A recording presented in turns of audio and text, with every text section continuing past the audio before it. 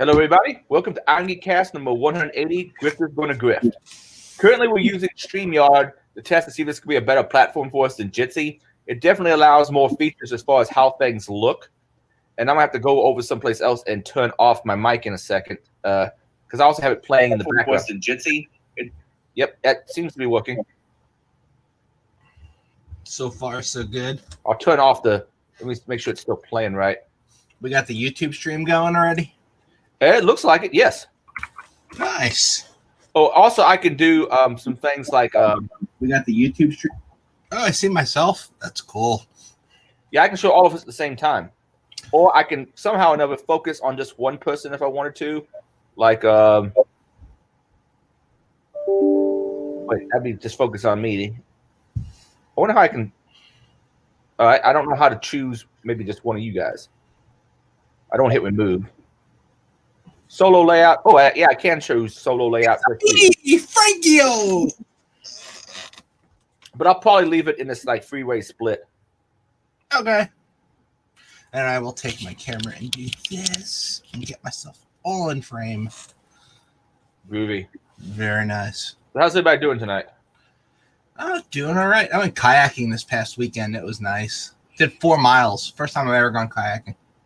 I've enjoyed. I did a little bit of kayaking. I mostly done canoe. The nice thing about kayak is you don't have to rely on the other fucking person.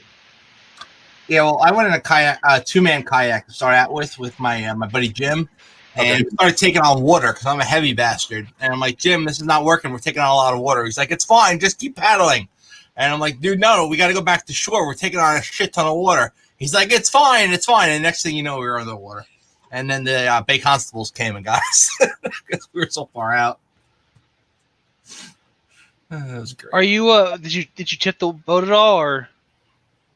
It sunk because it took on too much water. Oh. It was a 2-man canoe, and then we switched it up, and his family was there, so I got in a different canoe, and somebody else took the 2-man canoe. Somebody was not a heavy bastard. There's a place in Indiana called Blue River that you can get a canoe service, and they drop you on one end of the river, and then they drive the other end where you're going to be picked up. That's cool. And it's pretty nifty. Of course, I haven't done that in several summers, and I don't think I'll get to do it this summer either.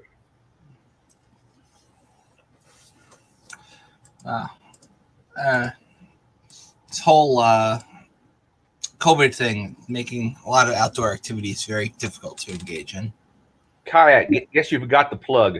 Oh, by the way, this is another nifty thing we can do with this. I can actually put people's comments up on screen. See it? That is pretty nice. Yeah, I like that. Yeah, I lent my plug to Adrian. All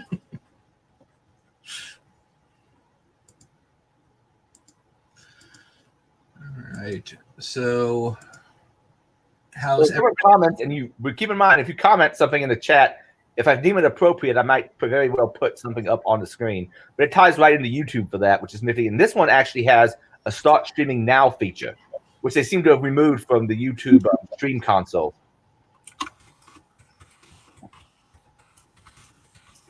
Though with this free version I'm using, I only have a limit to 720p. But quite frankly, for most of the time what we do, that's fine. Yep. All right, so how was your weekend, guys? It's a bunch of hiking. That's about it. Oh, man, I'm glad I got rid of those glasses. I look like a fucking rapist.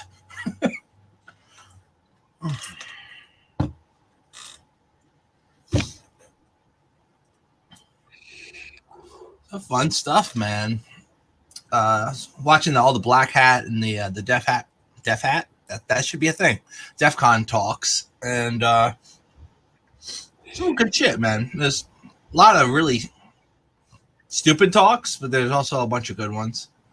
And then there's some talks that are probably really interesting, but I can't understand them because people have really thick accents. Oh, yeah. One talk was on like Node.js. It was like the first talk of the day on Thursday, and I couldn't understand a damn word the guy was saying. But it looked interesting from the slides.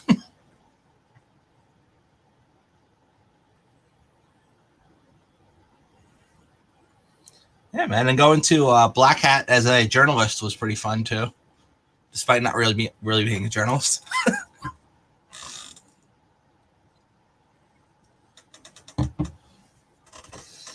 Oh man, I'm sorry. I'm looking at a tweet. Someone's whining about who's going to protect us.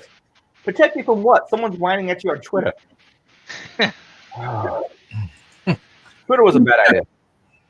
I'll protect you. I'll flame everybody. No, I would not say Twitter's a bad idea. I'd say Twitter with anonymity is a bad idea. Well, some of these people are anonymous. People who are dumbasses who are not anonymous, dude. Yeah.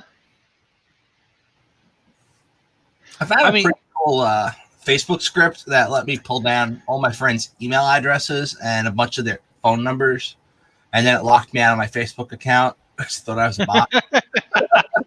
Nice. Yeah, there was some drama going on Twitter earlier in the week where someone accused someone else of some kind of impropriety and beating them, and no one knows necessarily the truth, but people take sides. We are a very divisive community, if nothing else.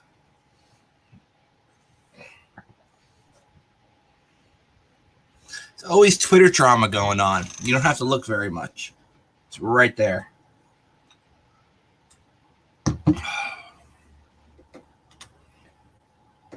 So, Darren, how was your weekend? Oh, thankfully quite uneventful. I got off call, so that was nice. Yeah, just dealing with work drama, and right now with the fucking heat because it's hot as shit down here. Yeah, it is pretty hot here too as well. It's See, actually like raining today, but it's still like freaking 90 degrees. So it's garbage. well, did you get any of that storm at all that passed through the Midwest, or did that miss you entirely? So it hit the other half of the island, not the part of the Okay. island I'm on, and a lot of those guys lost power. Yeah. Big thing with our oil and gas / electric company, PSE&G, where they're doing a really shit job repairing things on time, and people are pissed at them, like really, really upset. Yeah. Yeah, I saw that storm rip through there. Actually, a couple companies I know up in Iowa, and yeah, they were saying like 100-mile-an-hour winds. It was batshit insane. Even for here, where we get storms, that's still batshit insane. So, ugh. Well, now. Oh, the title of the show, Grifters Go to Grift. People, please consider what people are asking for money. Stop feeling sorry for some people in the InfoSec community and giving them money without doing research on whether or not they're actually spending on what they're supposed to be spending on it, and what they're spending on it is worth a damn. Yeah, there's a lot of grifters out there. I mean, it's not exactly frowned upon in the InfoSec community. Well, social engineering is seen as a skill, and you're practicing your skill. Exactly. I think the difference between social engineering and grifting is the, I guess, the consent of at least the company involved. Like, if you're social engineering a company to get some passwords from employees, that's cool because it's part of like an engagement. But if you're just grifting random people on Twitter and saying I need money and getting money and then going and spending it on shit that you really shouldn't be spending it on, then you're just a dick. It's my humble opinion. So in the show notes this week, we've got some good shit. The announcements, we've got SteamYard testing, which is what we're doing now. So the platform y'all see in front of you with the 3 screens, and if anybody else joins, it'll be 4 screens. Yeah, apparently, I think the free version's either limited to 6 or 10. It's 6. The paid version's 10. Yeah, but Actually, a different screen that popped up for me said 10. well, because I was looking at the subscription model and it said 6 for the basic and then 10 for the paid. Yeah, I saw that too, and then I saw another screen, and I've seen other reports that they've upped it. I don't know. We'll find out if enough people connect. Yeah. I also saw that in certain places when I went to actually, if I wanted to pay, yeah, I saw 6 also. And then I think there's a waiting room limit also, so some people could be in that waiting room because I actually had to add Trez once I saw him connect. Like I can technically, I think, remove him, then add him back. I disappeared. Where did I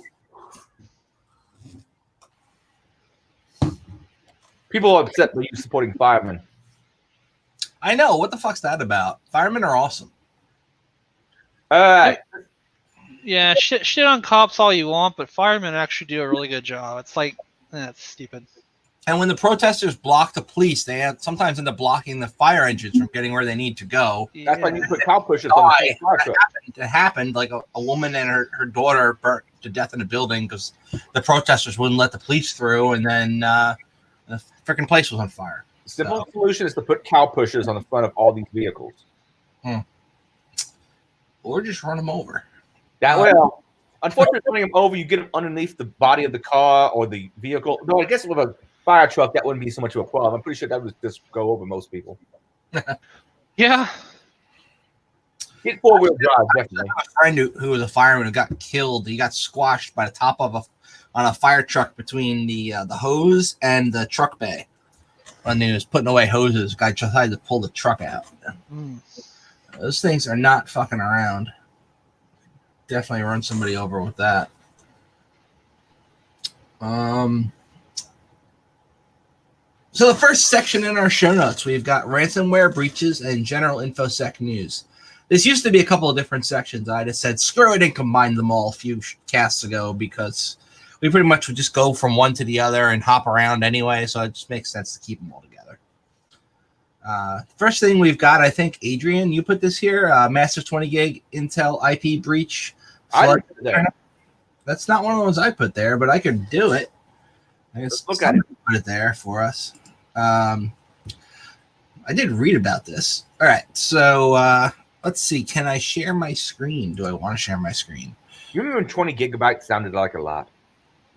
When it comes to screen, friendly heads up. Chrome has a bug that can cause screen sharing to crash. Great. Which screen you want to share? Let's share this one. Okay. Can you guys see my screen? Not yet, but I can add it to stream. Nice. That's pretty cool feature. Oh yeah. Apparently, I have to as the master director, I have to add and remove stuff. So if you get really drunk, we're just fucked. So an anonymous hacker is promising even more is going to be coming soon. So I got a massive 20 gig intellectual property breach flooding the internet, and it's got mentions of backdoors. The ins and outs of this, PowerPoint actually did this for work. Let's see if I can pull this up. Yeah, very quickly. All right, so the specifics, Swiss IT consultant posted a link on Twitter containing this file. He dubbed it the Intel X Confidential Lake Platform Release. So Intel is conducting an internal investigation, but they believe it's the work of an insider. The data itself comes from the Intel Resource and Design Center. They host information for use by customers, partners, and other external parties who've registered for access. The site provides a non-disclosure agreement, and in that non-disclosure agreement is actually filled out in this leak and assigned to a Chinese company. So it looks like they either hacked this Chinese company and stole the data they had from Intel from that company, or they got the credentials that this Chinese company had to log into the portal for the Intel Resource and Design Center and pull down all the documents. And the more to come that they're promising. They're going to be offering all this kind of shit that you see on my screen here. And backdoors, which when I say this actually mentions in some of the design schematics for some of the Intel chips of actual backdoors and mentions in the source code. So it'd be interesting if we could maybe reverse engineer those backdoors based on the source code that was leaked. Maybe figure out some interesting new shit. And that's all for that vulnerability. Well, that story. Next, we've got Google Chrome bug exposed users to data theft. It's always fun when bugs expose the users to data theft. So this is a vulnerability that allows an attacker to bypass the content security policy or CSP protections and steal data from website visitors. So it's not like they're going to be able to just grab random shit off your computer because of a Google Chrome bug. It's shit on websites that you're visiting. And this bug is not just in the official Chrome build, it also is present in Opera, Edge, the Windows build of Chrome that is their new Internet Explorer replacement thing they've got going. A lot of different versions are vulnerable, version 73 through 83, build-wise. And it's meant to thwart people from conducting a cross-site scripting attack. If you remember a couple of weeks ago, Charles demonstrated for us how to use the browser exploitation framework. That is an example of an attacker being able to use a cross-site scripting vulnerability to access data you've got open in other windows. So maybe reading somebody's Gmail or soup, Dr. Ubio says soup. I like soup. Pumpkin spice soup. Yeah, good shit. I don't know why he said soup, but anyway, most websites use CSP. The researcher noted, including internet giants like ESPN, Facebook, Gmail, Instagram, TikTok, WhatsApp, Wells Fargo, and Zoom. Some sites are not affected, like GitHub and LinkedIn and the Play Store, and PayPal and Twitter and Yahoo and Yandex. So to exploit the vulnerability, the attacker needs to gain access to a web server through brute forcing or password attack or any number of methods in order to modify the JavaScript code it uses. There are other ways of modifying the JavaScript code besides getting actual access. And then the attacker could add a frame source or child source directive in the JavaScript to allow the injected code to load and execute, bypassing CSP enforcement, thus bypassing the site's protection. So when Charles gave us his little demonstration, he used Firefox, and he showed us how he was able to essentially access a Gmail account in one window that was like, it's as if this was a user on their Gmail account, and then they went to another website in another tab, and the attacker was then able to access that user's Gmail account because they had a tab open on the site that the attacker controlled. Good shit. So essentially, the bug is still is in there. They're working on fixing it. Update your browser to the latest version, and you shouldn't have that particular thing to deal with.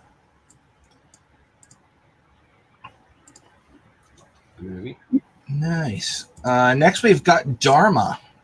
Not Dharma and Greg, mind you. And not Dharma as in the Dharma Initiative from the TV show Lost. Oh, yeah. I vaguely remember that. I want to say Dharma means something in either the Buddhist or Hindu religion, or maybe both. I don't remember. Yeah. So it is a ransomware as a service operation, right? And they're making it really easy for an unskilled cyber criminal who's probably just a regular criminal with no cybersecurity skills who wants to get into the ransomware business. It makes their life easy. They offer a toolkit that does pretty much everything for them. Not just the command and control aspects, but also the actual exploitation.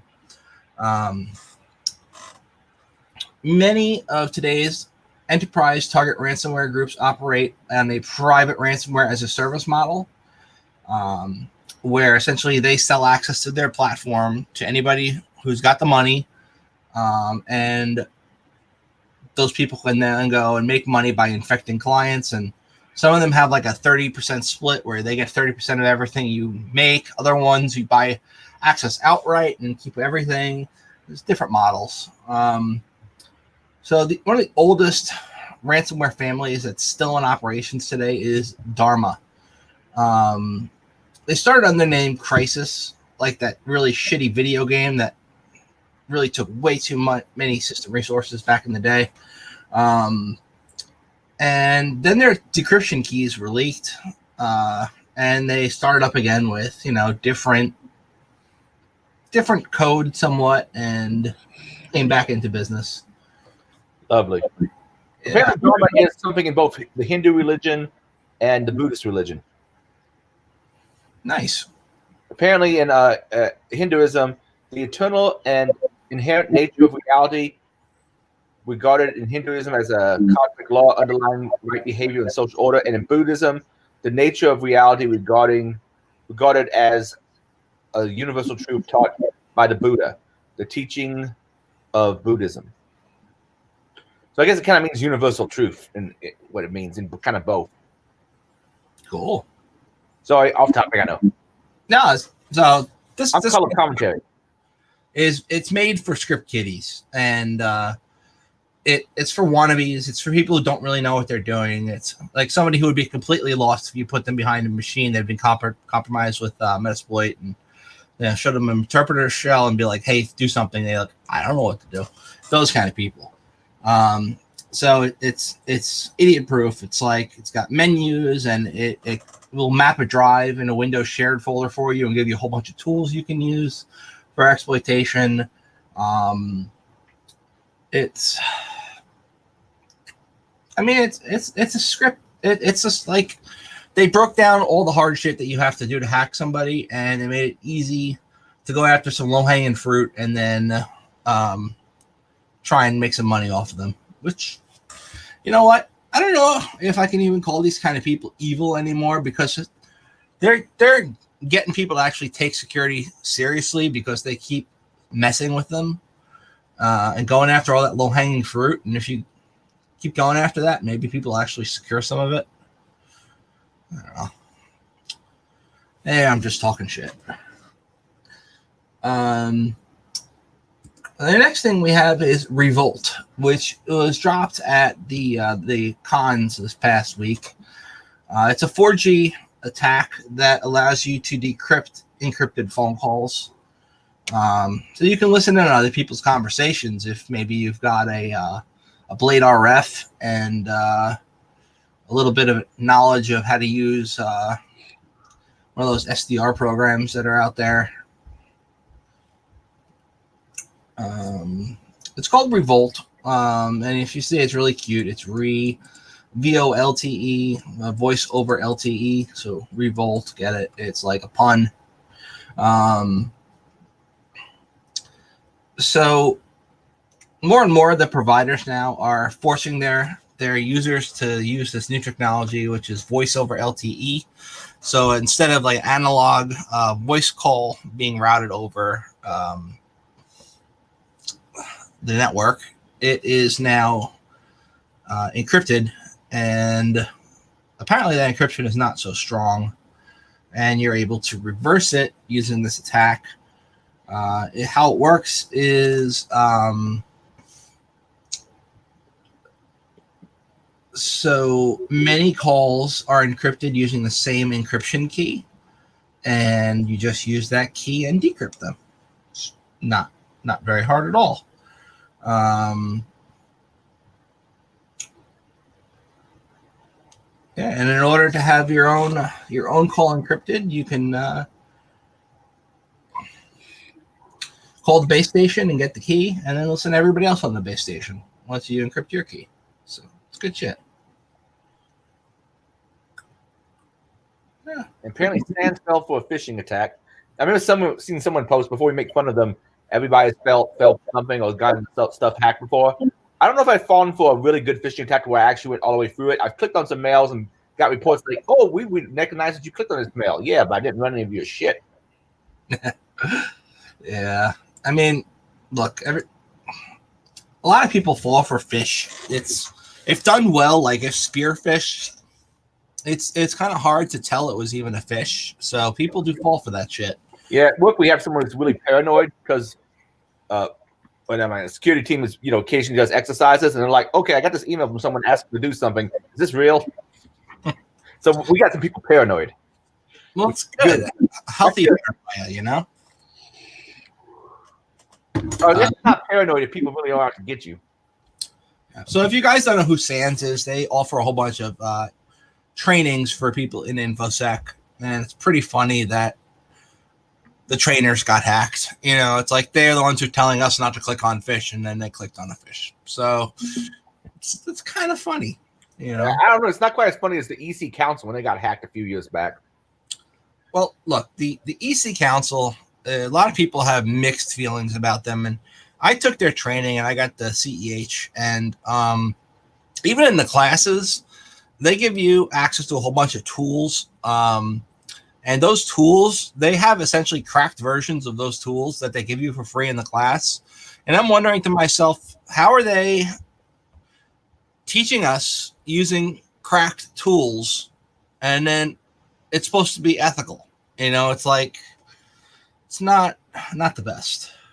But there's a lot of people talk shit about the EC Council for various reasons. But they got hacked too. Yeah, that was kind of funny. Did Relic join the EC Council? I honestly do not know. I think you're thinking ICS squared or ISC squared. What is it? Yeah, it was ISC squared. He was part of that for a while, I think. Cool. I think he was one of the, I don't know, board. I don't know what the terminology is. One of the people guiding what people should learn or something. I think he was on that for a while. Huh. Okay. So look, no passwords or financial information were taken in this attack. They did exfiltrate some data. You know, it happens. 513 emails were essentially just forwarded to other people. It exposed about 30,000 records of private information. And a malicious Office 365 add-on was popped in there on the victim's machine as part of the attack.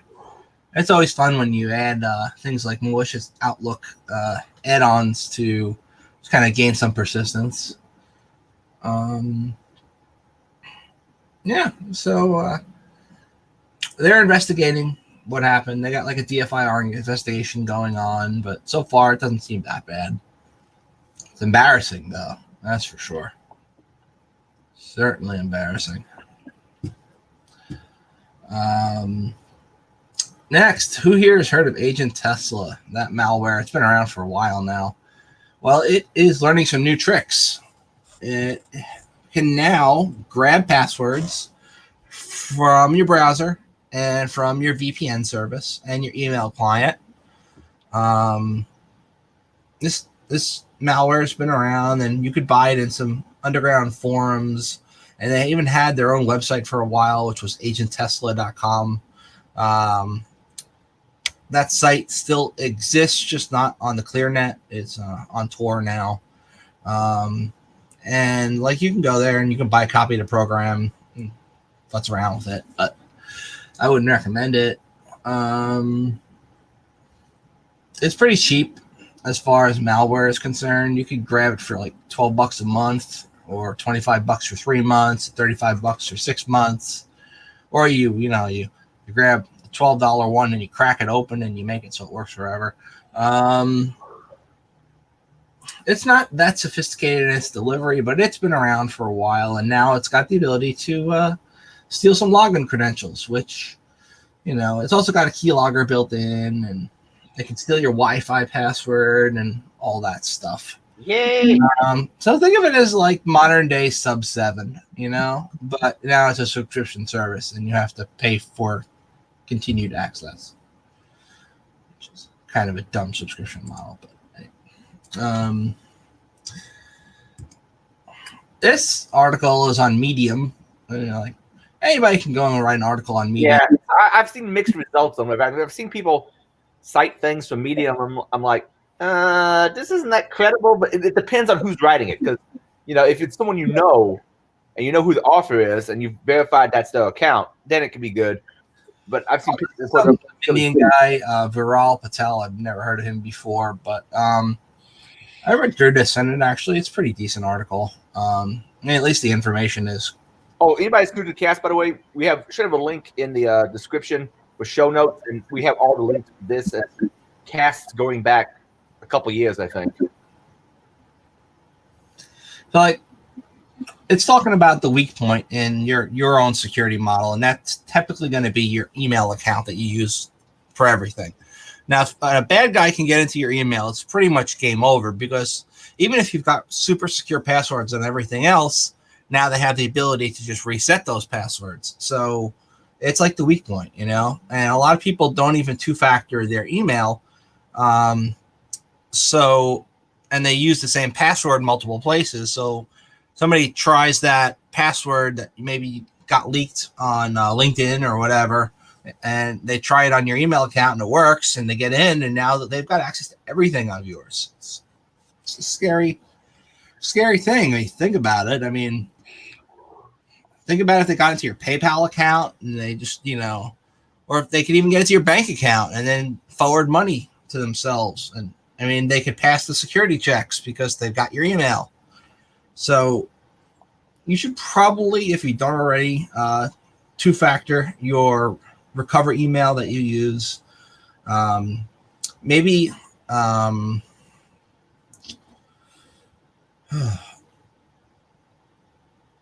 like if you have a recover email for your recover email, make sure that's also secure, so they can't just reset your password to your recover email with a different email address. You know, it's the weak point, you know, finding the weak point and making sure it's as secure as possible. The article goes on, pretty much just talks about this and variations of this on how people can get into your shit with doing password resets. Some people decide to have like a dedicated recovery email with a hard to guess username. They don't use that username anywhere else, and they set that recovery email for all their email accounts. Have you seen some of the places that companies that have their own password reset page you can go to with the questions they ask us, we can easily look up sometimes? Like there's this one person we need to find out, like I think it was the firstborn son, and we were able to find it on Moose, which is a site for genealogy. Mm-hmm. Some states report a way or too easy to get too much information from. Reminds me, I probably need to update that OS page of mine. Maybe hit up Ill Will to see what he suggests. Yeah, he'd be a good resource for that. He is incredible at finding things on people. I know. I'm really glad I hadn't pissed him off bad enough for him to find out all my secrets. He don't like me. Next, we've got Mozilla firing 250 employees. And I saw a tweet about this, which I thought was really, I don't go on Twitter that much. So I actually saw this tweet copied onto Reddit. And it was somebody saying they essentially laid off the entire SOC. There is no SOC now and nobody watching the internal network. I'm like, yeah, that's not good. So the layoffs were publicly announced in a blog post. Employees were notified hours before, early in the morning, by an email with a PDF attachment from Mitchell Baker, the CEO. And he says the organization needs to adapt its finances to a post-COVID-19 world and refocus its organization on new commercial services. So Mozilla needs to start making money, in other words, because they don't make a lot of money with their current model. I think Firefox and their mail client, Thunderbird, are both pretty cool. But I don't know if they're going to stay that way with cuts like this. I wonder if the user base is like at this particular point. So many people seem to have gone to Chrome. I use both, depending on what I'm doing. Like, if I'm going to be switching proxies and shit, definitely Firefox, because it's use Foxy proxy. It's very quick. And Chrome, you have to actually go into the settings and futz with the proxy stuff. And no one's made an add-on for that? There are add-ons for it, but it's like it's easier in Firefox. I use Chrome for a lot of streaming apps because, like I'm using Chrome right now for the StreamYard, but I use Firefox for a lot of other day-to-day stuff. Yeah, like in Chrome they have if you want to switch to proxy settings, you're actually changing your system proxy. So everything's then going to go through whatever proxy you give it, assuming it's like a SOX 5 proxy. You can't hack me. I'm behind 20 proxies. Yeah, I like proxy because I used to use it to switch between well, actually not so much a Tor because I usually use the Tor browser for that, but I switch between I2P and some other proxy. Yeah. You ever mess around with Tor socks? A little bit, yes. That's Usually on Linux, though. Yeah, and there's also proxy chains, which is fun. Should use multiple proxy servers and relay the request throughout them. Good luck. I'm behind 7 proxies. So Mozilla is going to be refocusing on its commercial products. They're going to be selling stuff. They got a VPN offering they've offered last month. And right now, VPNs are pretty big moneymakers in tech, so they're hoping that's going to take off. I see them advertised all the time on YouTube. Yeah, I pay for the YouTube Premium, so I don't get any advertisements. The Google deal has historically accounted for 90% of Mozilla's revenue, and without it, experts see a very dim future for Mozilla past 2021. So their deal with Google is essentially that Google would,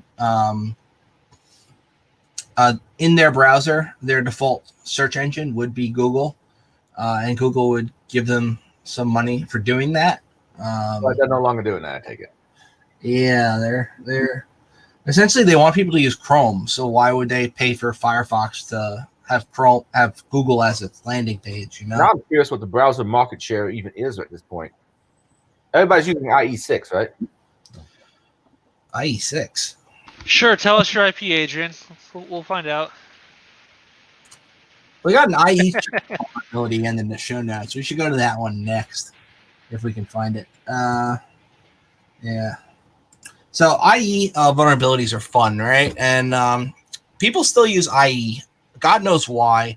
A lot of people in their companies, they have to use it because they're like internal web apps that were built and they use IE, and it breaks if you use anything but IE. Some people are stuck on old versions of IE, like version 9 or version 6, because their company's internal crap won't work on anything else. Yeah, I've been there. Yeah. I don't see a separate chat for just us. I'll go ahead and put it in the YouTube chat. I found apparently an animated thing that detailed browser market share from 1999, I think, to present. Mm-hmm. Make sure the thing doesn't have any music to it.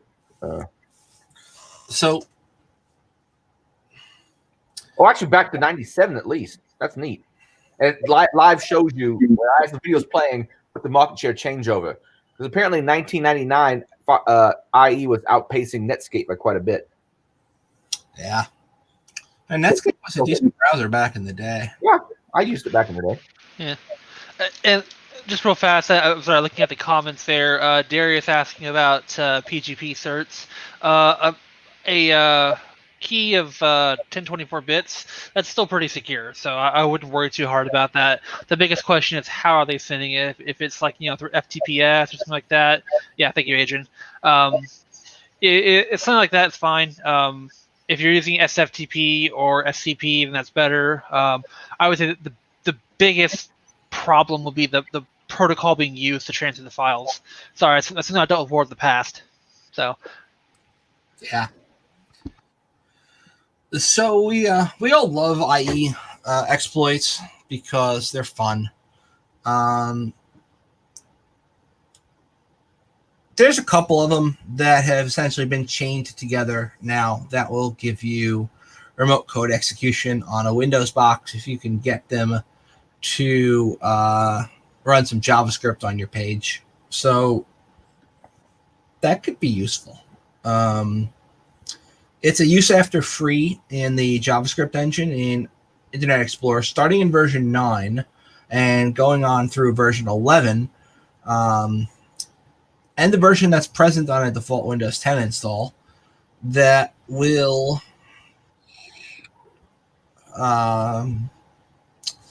it works, and some dude from Kaspersky, Boris Lauren, discovered another vulnerability, 2020-1380, on June 8th, and today released some proof of concept to trigger the vulnerability along with a technical explanation. And that one scores like a 7.5 out of 10. I think anything that can get you RCE has to be at least a 7. on the CVSS scale. Like if it's not getting at least a 7, then it must be a really unreliable exploit that doesn't work very well. So after getting remote access to the target machine, the threat actor used a module to create a file. He named it OK.exe, and then ran malicious code with elevated privileges. Yeah, I don't know why you'd be running an IIS server as like, if you're like, why you'd be running it with elevated privileges either. Anyway, this is the exploit on the client machine. So they were able to run it and get elevated privileges right away. So game over.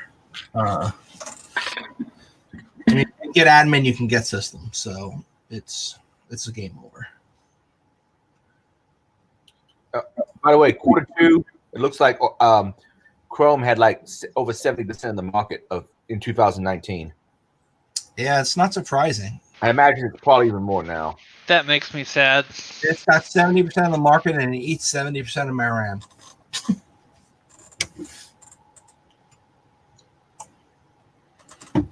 Next, we've got a vulnerability for vBulletin.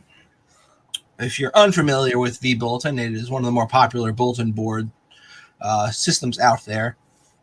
And this is a proof of concept exploit, and it's available written in Bash, Python, and Ruby. 3 different languages for your perusal. Some security researchers published details about this proof of concept today. It is a bypass for a patch from a previous vBulletin 0 day. That was 2019 16.759, which was disclosed in September of 2019. So this is using the same exploit, but they patched it, and now they found a workaround to get around the patched version. So it works again. Yay! Yeah. I'm not familiar really with vBulletin, but from the name, I'm assuming it's a bulletin board system. Yeah, it's like BBS type shit, but not really BBS. Like I tried running a bulletin board system a while back for my website, and I wanted to have like a hacker swap meet thing where people could meet at cons and trade old hardware. But it became impossible to keep all the spam out, even with the various captchas. Yeah, they maybe I think I was using PHP BB. Yeah, that's a popular one. That's actually in Cpanel, so you can install it right from there. Speaking of Cpanel, I think we had a Cpanel vuln. I think I put it in here. Right, I did. So Cpanel, if you don't know, if you're ever doing like some website shit, you probably come across Cpanel, and it allows you to very easily install a whole bunch of different stuff. Like you can install WordPress using Cpanel. It's like you go to this web page and it's very intuitive, and you just click on what you want to install. You tell it where you want to install it, what username to use to create accounts, and it just does it. So this vulnerability here is not what I should be on. I want this fucking Cpanel thing. Where is that? This is I linked the wrong article. Oh no. Hold on. I'll get it. Just give me a second. Adrian, talk about something real quick. Cpanel vuln bleeping. I'm watching various casts online. I was watching something called Trigonometry earlier with James Lindsay talking about woke culture and how postmodernism has infected the modern society or something like that. Yeah, that was something. Very good. So we've got a pretty clever phishing attack going around targeting people who are using Cpanel, and it is a fake security advisory letting them know that they need to update their Cpanel software, and it gives them a link. And yeah, if they so it looks just like the official emails that they send out to their people who use their software, and it's targeted, and it's like urgent update request. And And the fake advisory states that they need to fix security concerns in Cpanel and yada, yada, yada. And it recommends all these updates. And it looks very, very official. And they took their time and effort and constructed a very convincing attack here. And when they click the link, they are brought to somewhere that does something. Now, they click the update your cPanel and WHM installations, and they're brought to a website prompted a user to log in with their cPanel credentials. And when the bad guy gets their credentials, it's game over. Despite cPanel being so powerful, I don't think many people actually two-factor cPanel. And it gives you complete read-write access to the entire root of the website. So if you've got access to cPanel, you can do anything. You're God.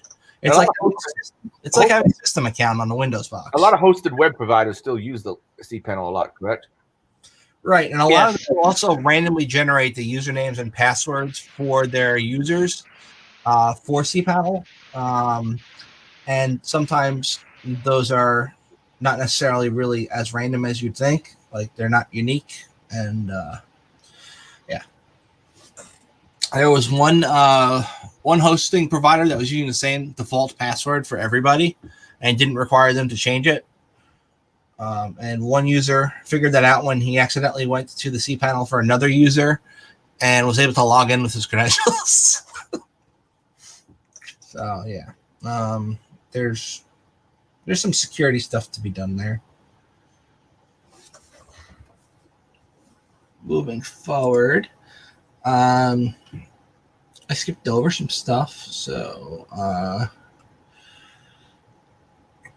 one town decided to pay the ransom. We always, as security geeks, tell people do not pay the ransom if you get some ransomware on your computer, because if you pay it, it encourages the bad guys to keep doing this stuff. But one U.S. city has explained why it gave in to the demands of cyber criminals and paid a demand for $45,000 following a ransomware attack. This was Lafayette, Colorado, and their city's computer network was encrypted, and it caused some serious disruptions to their phone service, email, and online payment and reservation systems. This ransomware, which has not yet been identified, entered the city's network via a phishing or a brute force attack. So in other words, they have no idea how it got there, and it wasn't part of a targeted campaign, but was rather a one-off to exploit vulnerable systems. They paid the criminals. They said it was the most cost-effective way to restore their services to residents, rather than attempting to restore services from scratch, which probably means they did not have backups, or they didn't follow a regular backup plan where they would update their backups like at a reasonable amount of time. So they said they don't want to have to rebuild data and systems. It's cheaper to just pay. Now, this is, we've been seeing a lot of ransomware groups going after municipalities lately. It seems to be a pretty big trend where they go after these small town governments, and a lot of them don't have, like, even their own IT department. Some of them have outsourced IT, and nobody knows what's going on. And if their shit gets encrypted, they're screwed. So I'm assuming they don't have security. They don't have what? Cybersecurity insurance. No, they're lucky if they have IT, let alone cybersecurity. You know, like when I worked for our county government, we didn't have like a security operations center. We had like a NOC, but we didn't detect any security shit in the NOC. You know, a lot of towns are like that. They don't have that. Yeah, T-Maker's making a point that sometimes it's takes more time to restore, and it's a lot faster to pay to decrypt. True. I don't know. I haven't had to recover from those, so I don't know. It depends on the decryptor too, because like if multiple machines are encrypted and each machine's got a different key, and you got to get all these different keys from the bad guys to decrypt all these machines, you got to take into account the amount of time it's going to take to recover all those files that have been encrypted with something like AES 256 or some shit. And it's like, that's going to take a while to decrypt all that stuff on each computer. That could be a task.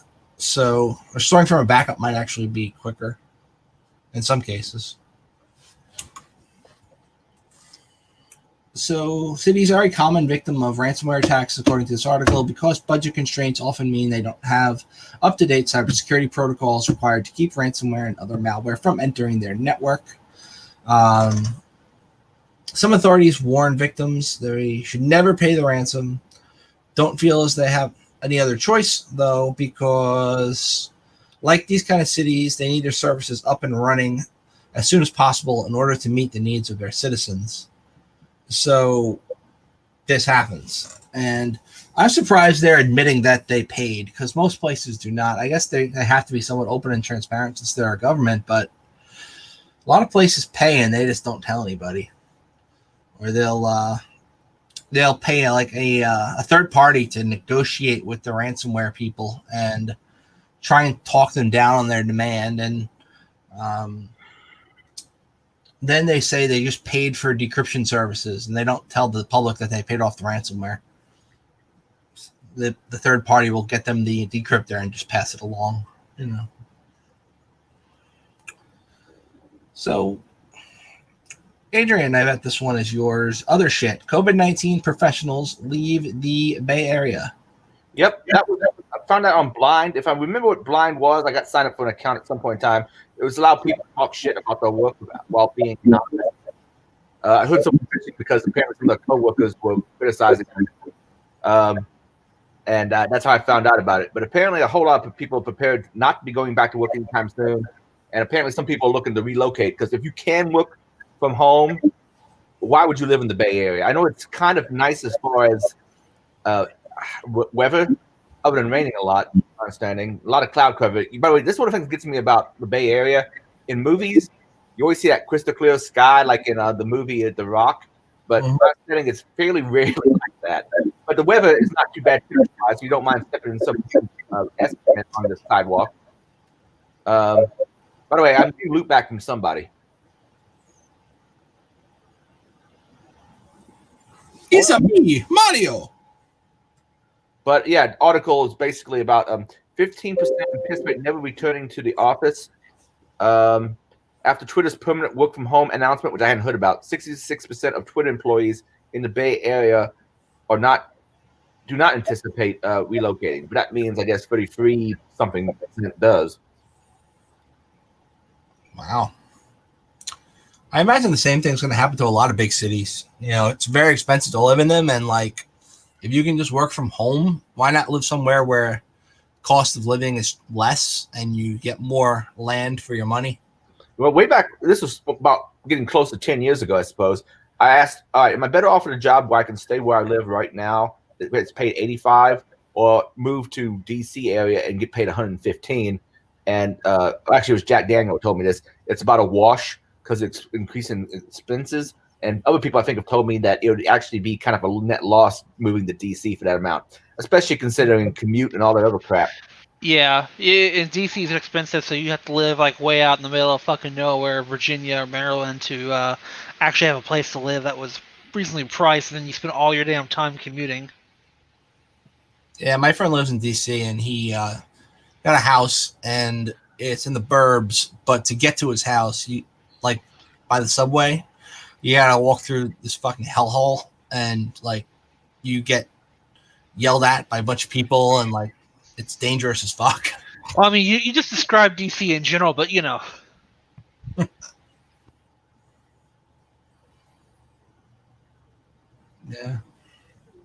I think the old Star Wars quote works really well with it. Never before have I ever seen such a wretched hive of scum and villainy. Yeah. So that's kind of interesting, man, that they a lot of people are leaving, they're fleeing. We talk a little bit about Kamala. The Says some political shit here. Joe Biden's choice. So she was a prosecutor, and she, I don't really know. There was some shaky stuff about keeping prisoners beyond what they needed to. Fight for evidence that would exonerate them, those kind of things. Oh, okay. So the whole narrative is defund the police. She is a fucking cop. I mean, she's a prosecutor. She works for the cops. I mean, directly. She was a top prosecutor in California, and she denied somebody the evidence to exonerate them from a death row thing. Like the person was on death row and she could have saved them, and she was like, "No, I'm not going to let that evidence go through." Yeah, if you go look up Kamala and Tulsi Gabbard on YouTube, you'll find a video in the base of Tulsi whipping her a new one. And there was a longer discussion on the Joe Rogan podcast with someone recently that you can find just a clip of about all the shitty stuff. And the thing about Kamala, here's the question I was asking some people: does Biden gain more votes from Kamala or lose some? Because the really woke left crowd who actually knows her prosecutor record really don't like her, but yet those the yes queen slay crowd who automatically likes her because of demographic reasons. Yeah, she checks off the boxes, man. But you know what? So would have Tulsi. yeah. I don't understand why Tulsi was as disliked as she was. By Democrats, that is. But yeah, Kamala, I'm just wondering if that's going to gain him votes or lose him votes. And I'm kind of leaning towards losing votes. Not that those votes would ever go to Trump, I think, but there might be some people who just stay home or not write in. Not do the absentee. Yeah. I don't know. What are your thoughts? You think that's going to be a gainer for Biden or a loser for Biden? Overall. I think some people are going to be a little bit more hesitant to vote for Biden because, I mean, he might not finish out the term, and Kamala as president might not necessarily be what they want. Especially like the super left-wing people who are, defund the police and, all that. Well, a few of things. Apparently, she claimed to have listened to Snoop Dogg and someone else in college, but that was before they even published anything. And she bragged, or she said some stuff about smoking pot, but she put a lot of people in jail for smoking pot. Yeah, she put either 2,000 or 3,000 people almost in jail for like non-violent offenses. So yeah, this and she's a fucking little tyrant. She's very anti-gun, like extremely anti-gun. She's actually she said something like it. She's going to give Congress 100 days, and if they don't come up with reasonable gun control legislation, she is going to do it via executive order. She's going to do executive fiat, which is if that's not tyrannical, I don't know what the fuck is. Yeah. I went back to your plan. The one thing I saw on her website, I think it was ban the end part of AR style rifles. Not that that's a huge thing because I think most ARs are made in the USA. Yeah, we had a discussion on the chat the other day. I think there's only like 1 or 2 manufacturers I know of any size outside the US, and they're very, very small. What other gun control measures is she proposing? Oh, and she's actually helped to architect a lot of the stuff that's in California right now. So a lot of what's in there right now, she had a direct hand in. Oh shit! I saw an modified AR-15 that was made legal for California. That thing looks like ass. Oh yeah. I like my 30-round clips. Wish Jason was on right now because Jason actually has some other details on that. Yeah, Jason, man, where are you when we need you? Woke don't vote. I don't know, teenagers. Some woke probably do vote. Maybe. I don't know. I actually don't know what the turnout is.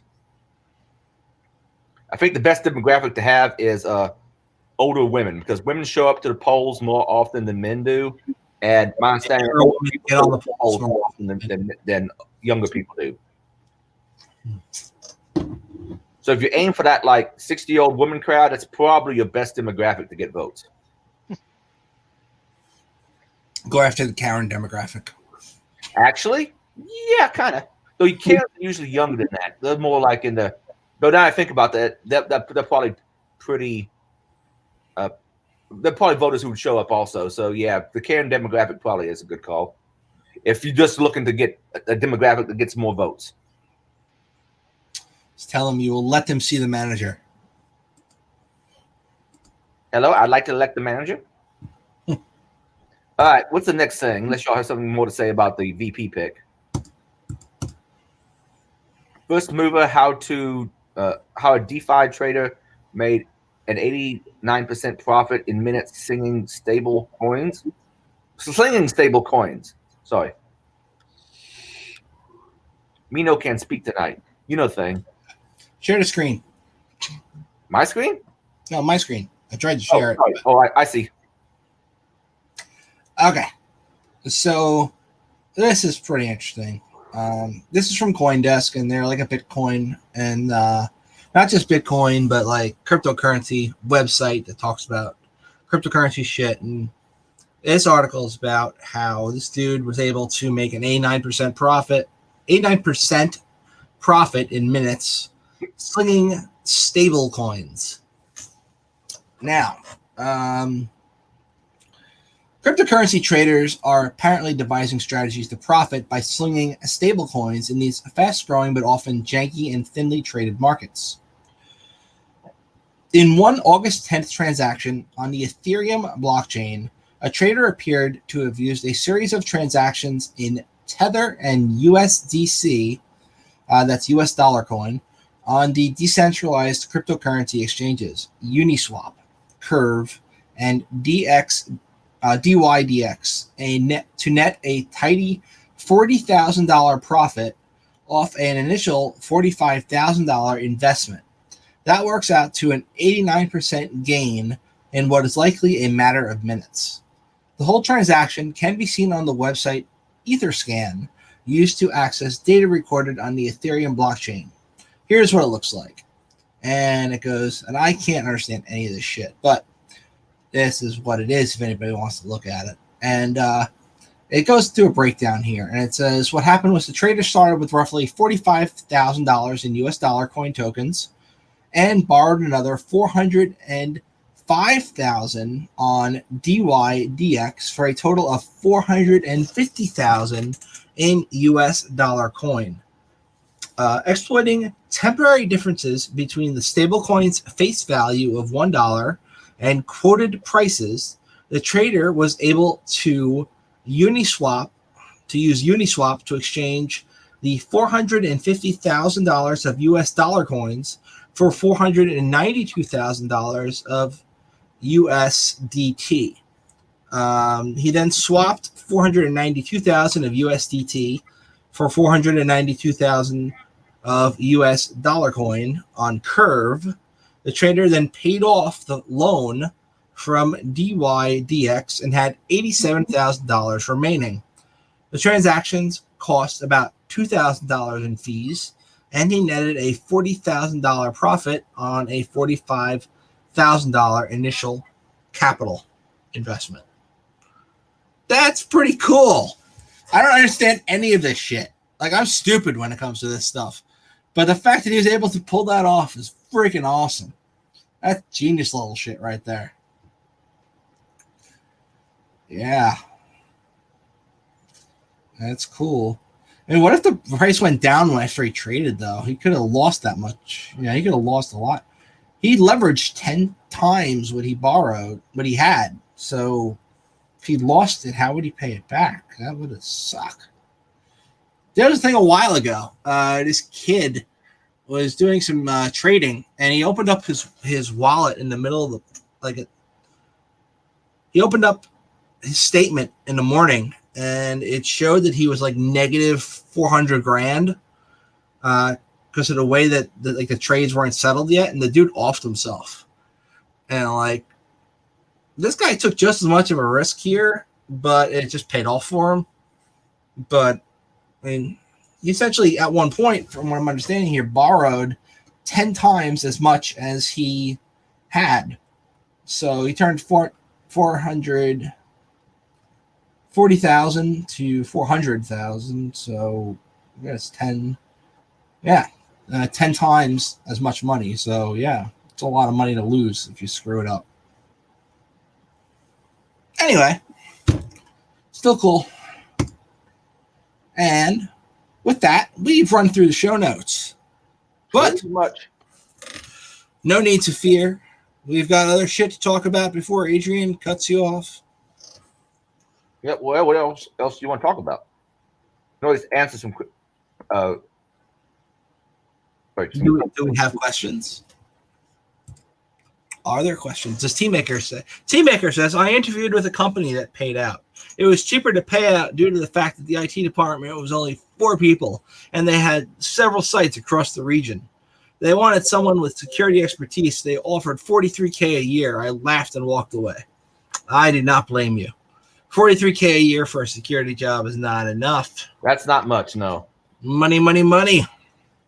I got a friend who's a junior SOC analyst who just got offered $52K a year job. Yeah, and like that's junior guy. So maybe if you're like intern level, just about. Yeah, you're not going to get like a security manager for $43K. I interviewed one place. This was a small technical college, and they wanted to pay me less than I currently had, and they wanted tons of Cisco knowledge as far as networking was concerned. And I'm looking at I don't remember all the requirements, but it was a long list of them, and I'm like, yeah, you're not going to get this for, I don't know. It was something like $32,000. I'm like, no. But granted, this was in like 2009 or so, I think. But yeah.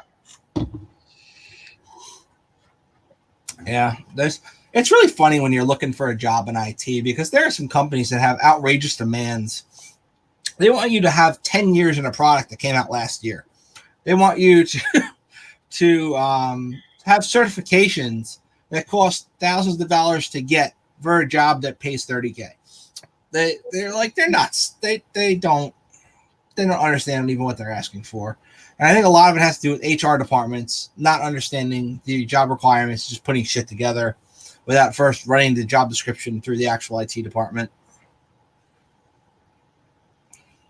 Yeah. Yeah, luckily most of my tech jobs I've been interviewed by technical people. I've had interviews where my first interview was with the non-technical person, right? And if they liked you, they'd send you to the technical person who would vet you. And if they liked you, then either there would be a third interview or they would just make you an offer. And it's like crazy that you even have to go through the HR department because most of these HR people have no idea what they're talking about when it comes to tech stuff. Once I actually got offered a job by an HR person without first running me through the tech team, and the skill set that they were trying to hire me for was nothing to do with what the tech team wanted for their department. Like they wanted an Active Directory guru. I know Active Directory, like I know how to use it. I know how to use users and computers, but I'm not like some freaking guru who's going through and learning the finer points of the stuff you need to do as a systems administrator because I'm more on the security side, you know? But they wanted me for that. And they made me an offer. Good thing I didn't fucking take it. Email with a technical guy. And, oh my God. He was like, so you know this, this, and this? I'm like, no.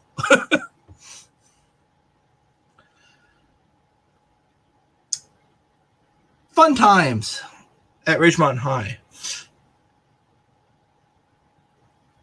What else do we have to talk about? Shoot, not a whole hell of a lot. Anybody watch any good Black Hat talks or DEF CON talks? Dude, online conferences just don't appeal to me. You make online conferences. You can't shit on that. Yeah, I know. That seems strange. People ask me if I watched all the videos I produce. I'm like, no. If you did, you'd be like the most knowledgeable man in the world. If I retained it. My memory's pretty good, but I'm also... Imagine you could like quote anything you heard from any one of your talks, like right off the top of your head. You'd be like fucking what's it called? A savant. Just be like, IT knowledge up the wazoo. I know everything. I'm Adrian. I know all the things. I drink and I know things. Except for I don't really drink much anymore. Well, actually, at all. But we'll talk about that later, maybe. How do you put it this way? One thing that will really make you take a chill pill is having acid reflux. Yeah. Yeah, acid reflux is not fun. Let me see. What else I was doing today? I was getting review. I went by a local concealed carry place to check out what they had, which was, of course, very limited. But I did get advice from one of the ladies there who had one of the pistols I was actually looking at. She seems to like the Bodyguard from Smith & Wesson better than the LCP2, except for the trigger that comes by default on the old piece. LCP2, she said was nicer, but you can do some work or get someone to do some work on the M&P shield from Smith & Wesson, and it becomes a lot better.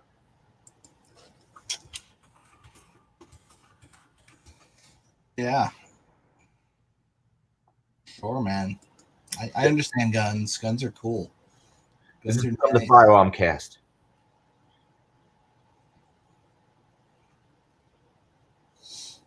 Yeah, the Firearms Cast, starring Adrian. Well, we have other people who come on, Darren and the Ayatollah of Motorola when he comes on. How did we scare Israel away? He hasn't been on forever. That is true. I honestly don't know. As far as I know, he's still in our organizing chat. Yeah. By the way, Frank, once again, I appreciate you adding a bunch of shit to the show notes. Anytime. Gives us something more to discuss. And I need to pull up the slack on adding at least some stuff. Yeah.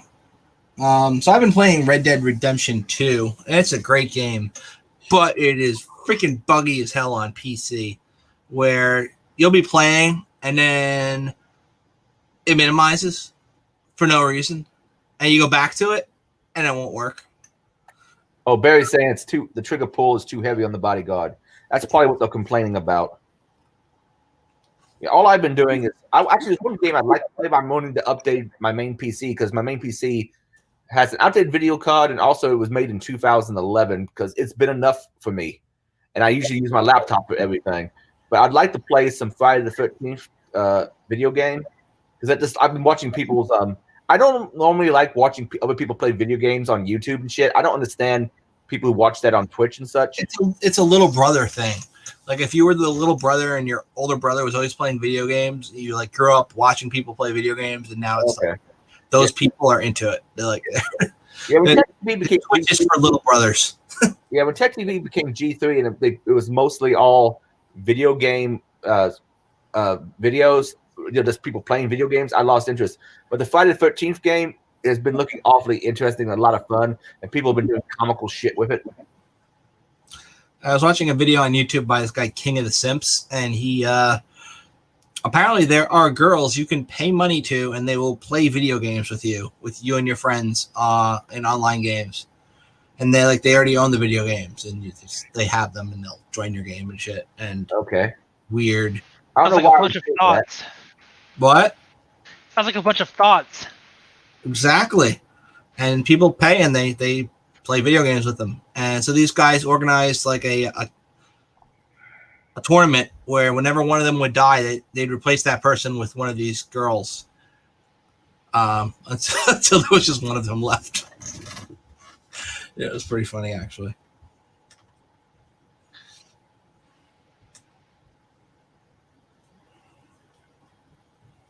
So I'm at the point in Red Dead Redemption 2 where the main character, Arthur, is about to die of tuberculosis. And when he dies, you become a new character who's like one of the secondary characters and was the main character of the first game. And then you have to play the rest of the game as this underpowered weakling character, which just sucks. I'm not looking forward to him dying. I'm actually getting more than my my video game character here.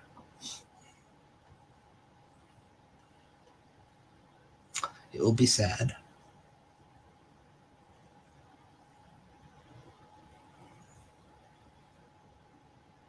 Dun dun dun. Alrighty. Hey, is a volcanic pistol a real thing? Yes. That's like my favorite gun in this game. I kick ass with that gun. I got All two. the guns in there are based upon real ones. Nice. Even the Mauser pistol, Yeah. the Litchfield repeater. Yep. If you look on like IMFDB, they'll tell you like what's what, like where it came from. So they're based upon various firearms. Some of them are a little anachronistic, but they're close. How about the Carsano rifle? The Karakana rifle, yeah, that's a real one. Nice. They're real guns. You ever watch the what is it? Forgotten Weapons YouTube channel? Oh yeah. Tons of his. I figured you did. I wasn't sure if Frank had ever seen it. I haven't, but there's this one thing I watch on YouTube. This chick. I'm gonna find out what the fuck her YouTube channel is. It's about history in the UK. She talks about how all these different things would like just kill the citizens that were supposed to be like helpful daily items and shit, and like even the stairs would be like so narrow that people would constantly fall down them and die. She's pretty neat, and she's gorgeous, man. She's gorgeous chick. She's like blonde, wavy hair and shit. Or is it history? Something history. I don't know. I can't remember. I know I subscribed to her, but I subscribed to like 1 billion people. So looking through my list of subscriptions would just take freaking forever. I can search through my history. Britain.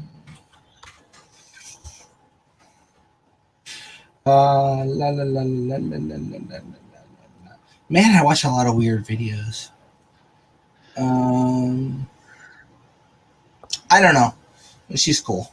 I'll remember it eventually.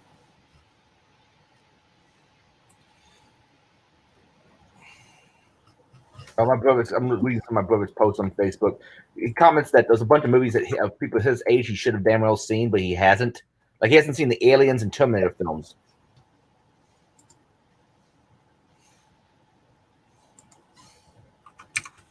And apparently this week he watched, last few days he's watched Princess Bride and Willow for the first time.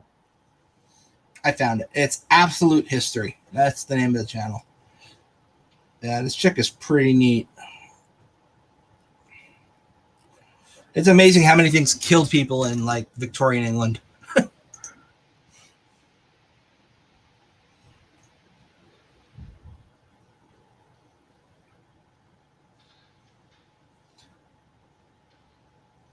Yeah, I actually had Adrian in my Facebook friends before I found Adrian was the videographer, Irongeek.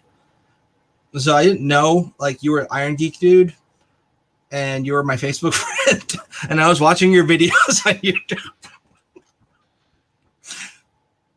Cool.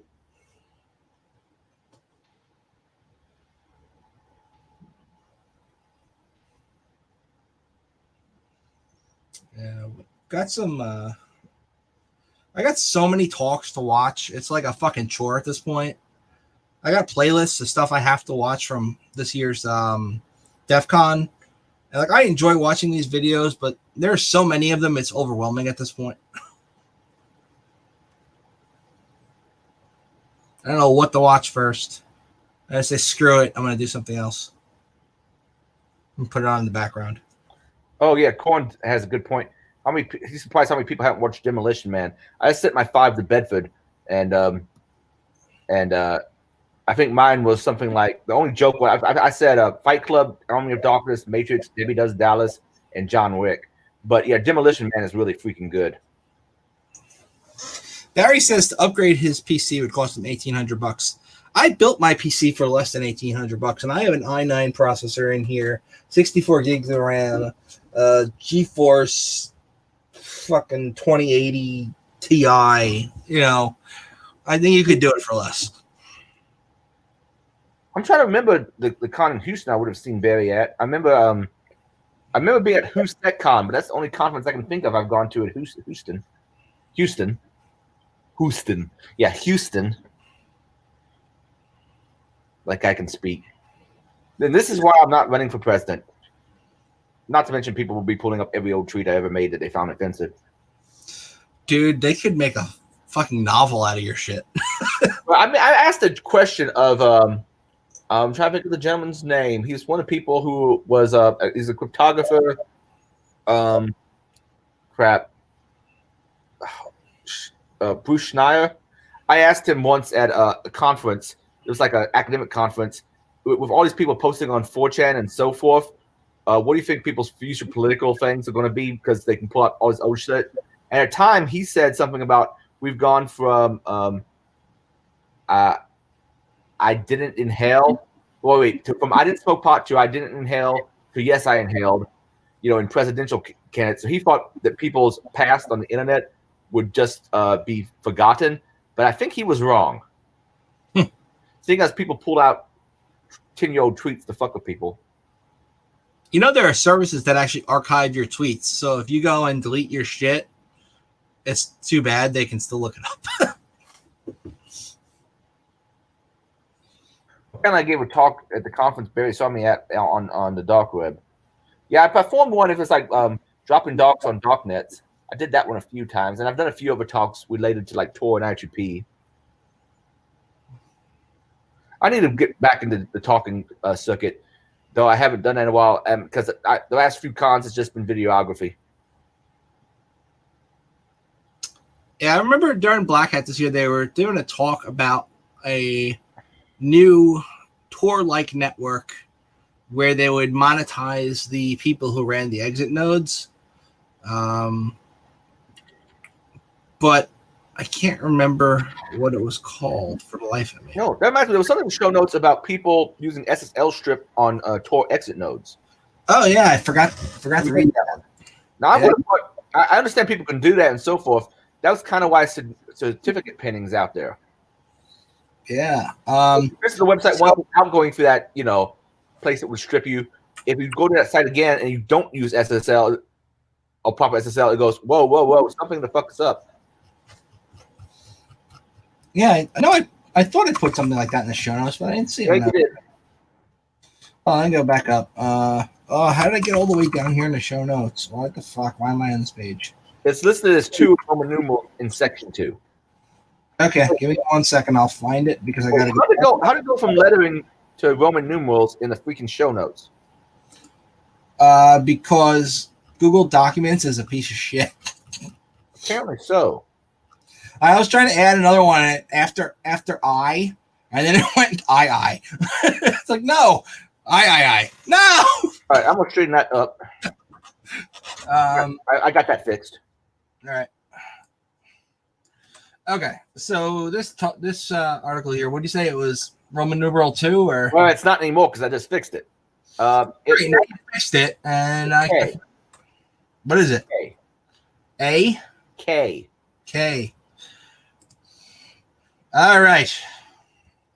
Let's share the old screen once more. All right, and I'm getting ready to accept it whenever you send it.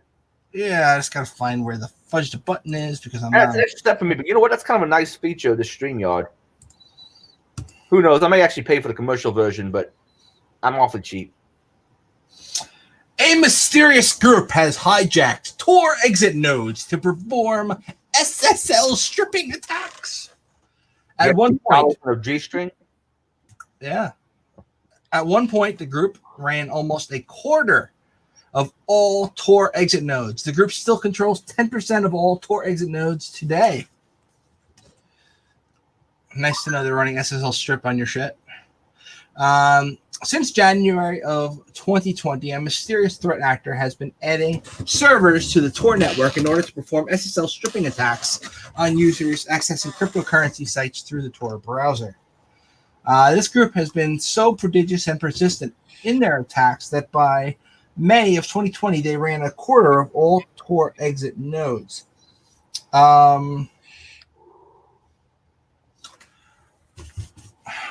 These servers, though, which users traffic leaves the Tor networks and access the public internet.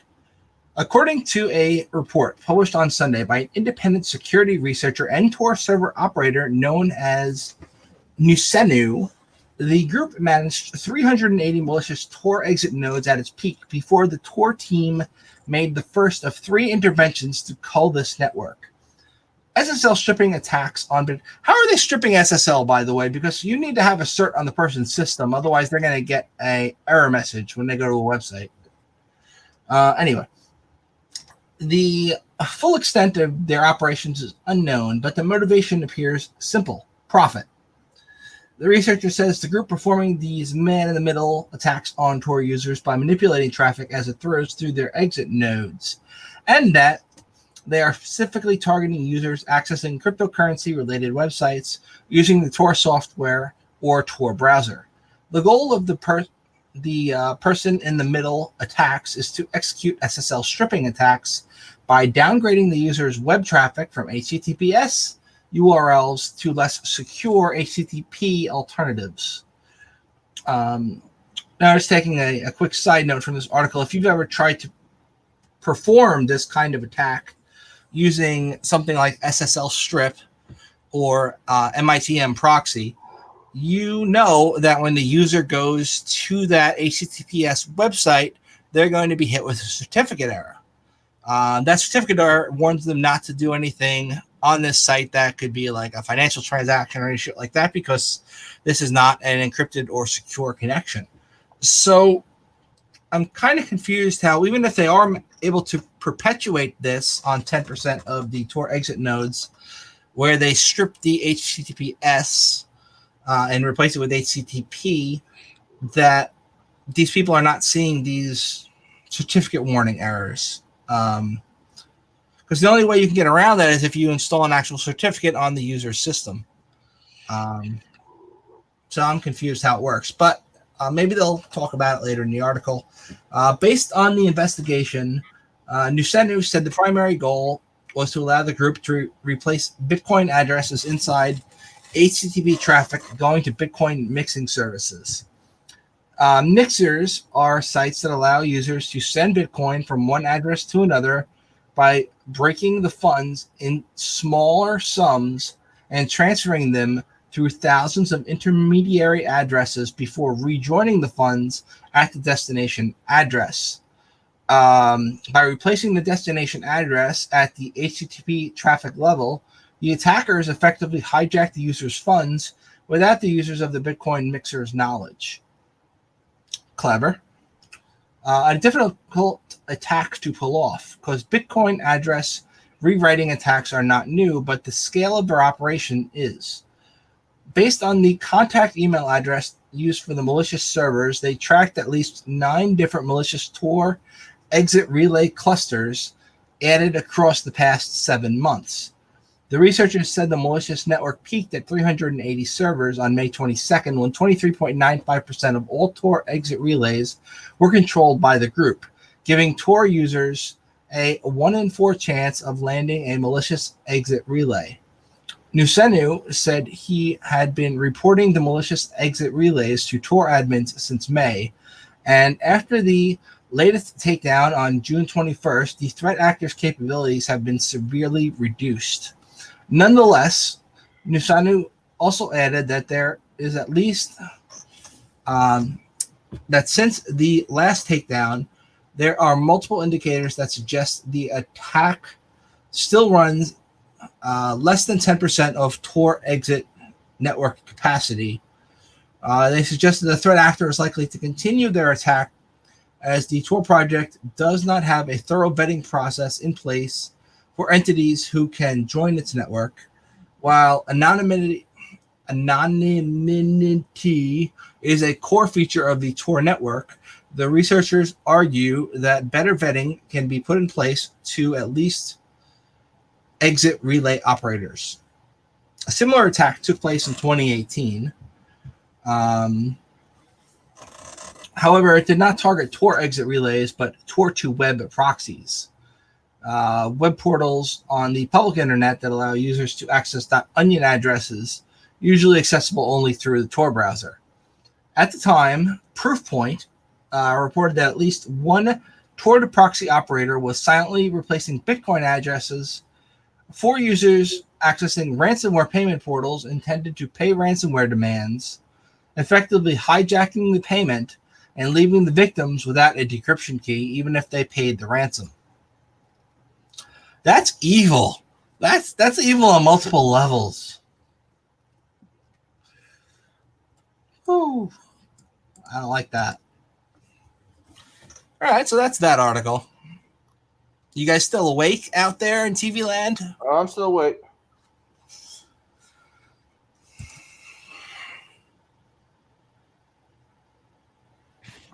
All right, so Barry says they proxy their own cert, strip, proxy, grab data, send back old SSL. Makes sense.